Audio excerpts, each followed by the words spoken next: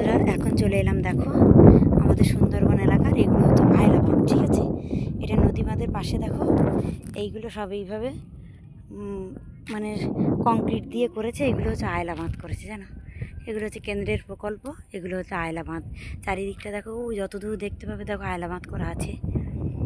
একদম তাই দেখো মাঝখানে ভেঙে যাচ্ছে। দেখো তো নদী ভাঙনকে কোনো রকমভাবে রোধ করা যায় না, জানো। সুন্দরবনের নদী বাঁধকে কখনো রোধ করা যায় না। আমাদের কয়েক কোটি করে টাকা কিন্তু চলে যায় শুধু নদী বাঁধের পিছনে। দেখো সামনে দেখো নদী, এটা হলো বিদ্যাধরী নদী।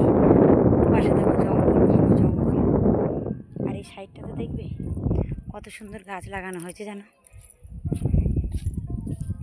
এইগুলো কিন্তু সরকারি প্রকল্পের থেকে সরকারি প্রকল্পের আওতানে উদ্যোগ নিয়ে এই গাছগুলো লাগিয়েছে। এগুলো ঝাউ গাছ, জানো।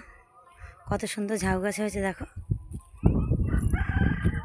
দেখেছো ঝাউ গাছগুলো কতটা সুন্দর লাগছে, মানে দেখে মনে হচ্ছে কি বলো, চলো না দীঘার সেই ঝাউ বনে ছায়ায় ছায়ায়, শুরু হোক পথ চলা, শুরু হোক কথা বলা, শুরু হোক পথ চলা, শুরু হোক কথা বলা, চলো না দীঘার সেই ঝাউবনের ছায়ায় ছায়ায়।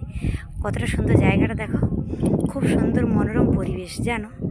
এরকম মনোরম পরিবেশ দেখতে হলে অবশ্যই আমার চ্যানেলটাকে একটু সাবস্ক্রাইব করো প্লিজ বন্ধুরা, প্লিজ প্লিজ প্লিজ। তোমরা সবাই একটু পাশে থেকো। নমস্কার, তোমাদের সবাইকে অনেক অনেক ধন্যবাদ আমার সাথে থাকার জন্য, আমার পাশে থাকার জন্য। অসংখ্য ধন্যবাদ বন্ধু তোমাদেরকে। রাখলাম তাহলে, তোমরা সবাই ভালো থেকো, একটু আমার সাথে থেকো বন্ধু, একটু সাথে থেকো গো। এরকম নতুন নতুন ভিডিও পেতে